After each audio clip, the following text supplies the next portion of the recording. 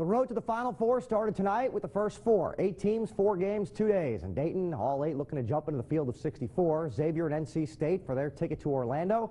And a round 2 game against St. Louis. Start this one out in the first half. It was all NC State early. Tyler Lewis down to T.J. Warren. There's the ACC's Player of the Year, making it a 10-point Wolfpack lead. X in trouble early. They battle back, though. Maddie Stainbrook goes to the reverse on a bad knee. Kept X in at 12-5 in the first half. X trailed by 6. Second half, Samaje Kristen ahead of the field, lays it in, the Big East Performer of the Year. Then it's T.J. Warren on the steal and layup on the other end. They, of course, went to high school together. Now it's Tyler Lewis on the layup. It's 39-32. The Muskies were down 7.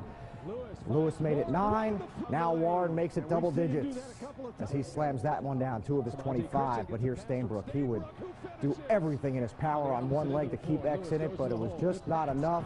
Jordan Vandenberg slams that one down as NC State beats Xavier 74-59, the final score tonight. So X is one and done. We'll have all the reaction on Local 12 News tomorrow, as well as local12.com. Earlier tonight, play-in game for Albany and Mount St. Mary's. Great Danes got out to a 21-2 lead. Trying to hang on there. It's John Puck for the flush. 7-point Albany lead. And back on the other end, Will Miller, one of his 7 threes on the night. Mount down 1.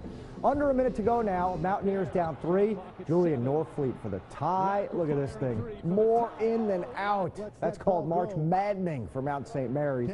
Albany gets its first ever tourney win and a date with #1 overall seed Florida on Thursday in Orlando.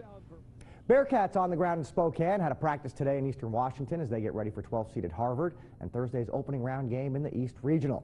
A 12 seed always seems to be to 5 at least once per tournament. And last season, Harvard pulled the upset from the 14 slot, beating New Mexico in what was Steve Alford's final game in Albuquerque. He's now at UCLA. Mick Cronin not worried about upsets or a deep run. He's just going to enjoy this team for as long as he can. We don't need to do anything. I can tell you what we want to do. We want to keep playing. You know, and you know, other people can define whether it's enough or not, and people can judge it. I don't put any stock in any of that. You know, if and when we lose in the next 3 weeks, I'm going to be sad because it's going to be the last time I coach my seniors. Not because somebody's going to think it wasn't deep enough. Andrew Hawkins, no longer a Bengal. Team declined to match the offer he received from Cleveland, so he is now a member of the Browns. Deals for 4 years, $13.5 million. Apparently too rich for the Bengals' blood.